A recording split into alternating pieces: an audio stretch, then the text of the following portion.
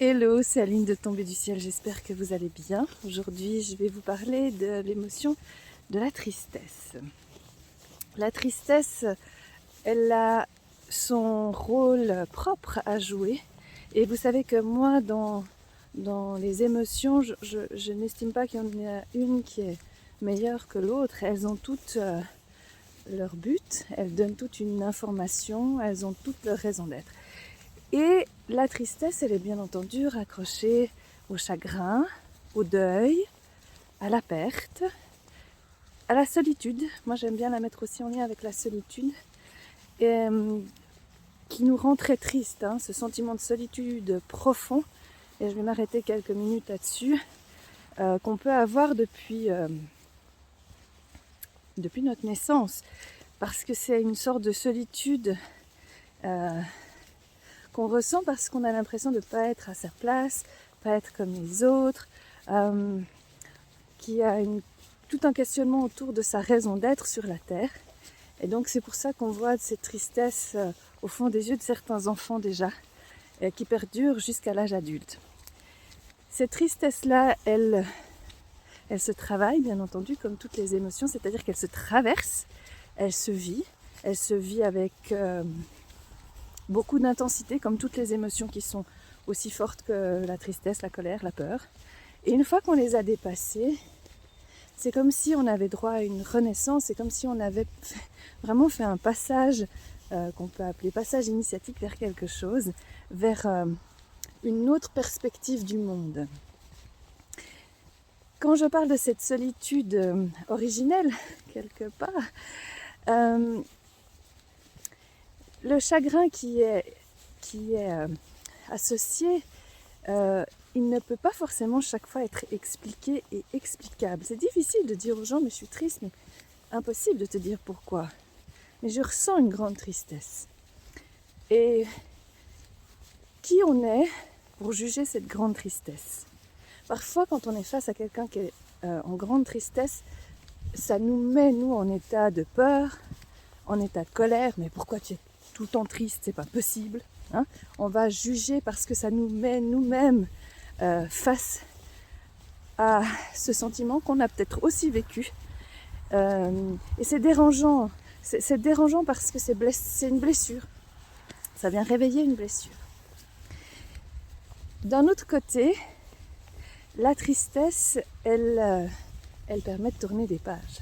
Donc il est important, oui, important, de vivre les émotions en lien avec les pertes, avec les deuils, de pleurer, de traverser, comme je le disais tout à l'heure, la tristesse pour que revienne le soleil quelque part. Mais si on n'y va pas, on a cet état latent de tristesse qui va rester et qui va rester nous ronger même de l'intérieur et peut-être, et là je fais des liens avec la médecine chinoise, descendre sur les poumons.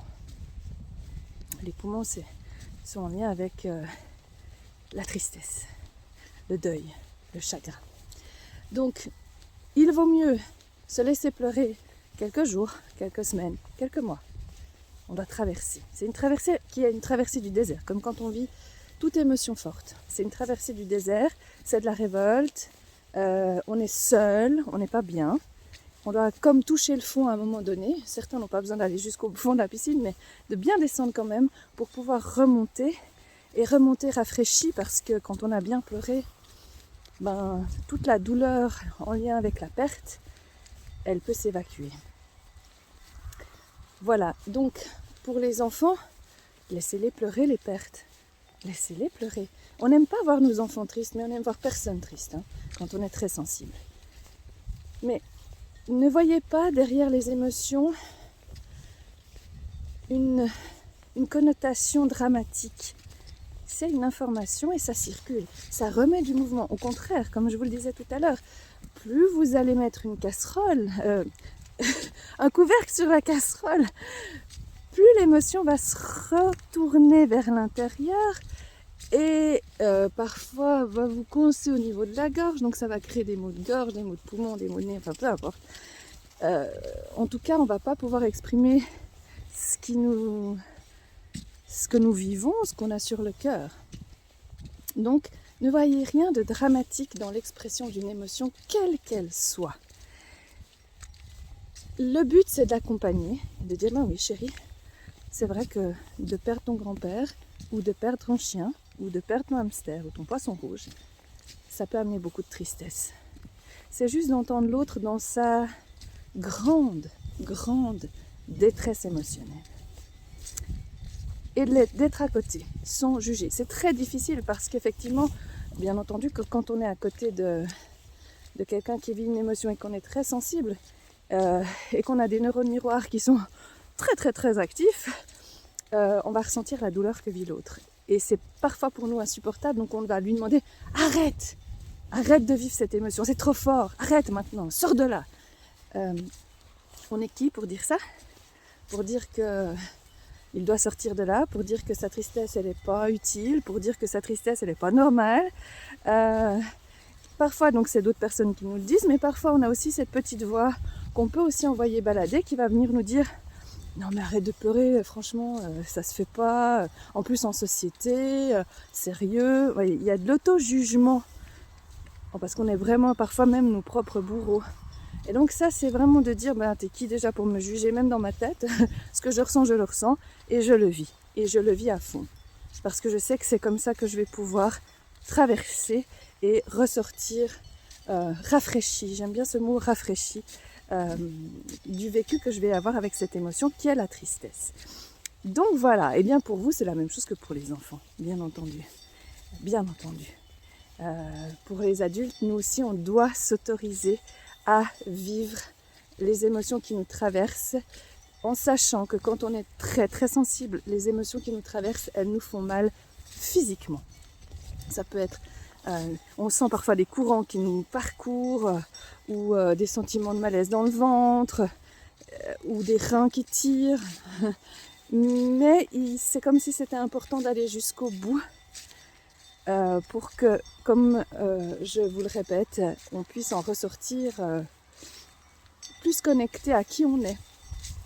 Voilà pour la tristesse. Je vous encourage, comme je vous le disais tout à l'heure, de la vivre avec beaucoup de douceur pour vous. On est encore dans une saison où c'est bien possible que toutes les tristesses, on est en automne encore, toutes les tristesses qui n'ont pas pu être exprimées aient besoin de le faire. Donc vous allez être attentifs cet automne, mais les automnes qui vont suivre aussi, quand des mots viendront se greffer sur vos poumons, votre gorge, entre le mois d'octobre, novembre, posez-vous la question si il y a encore des deuils qui n'ont pas été exprimés, des chagrins qui sont encore là, des pertes qui n'ont pas été pleurées. Et peut-être que c'est mieux que le liquide sorte par les yeux plutôt qu'il ne remplisse les poumons. Voilà, je vous souhaite une toute belle période. On est en 2022 à l'heure où je tourne cette vidéo et fin novembre. Donc prenez bien soin de vous. À très vite.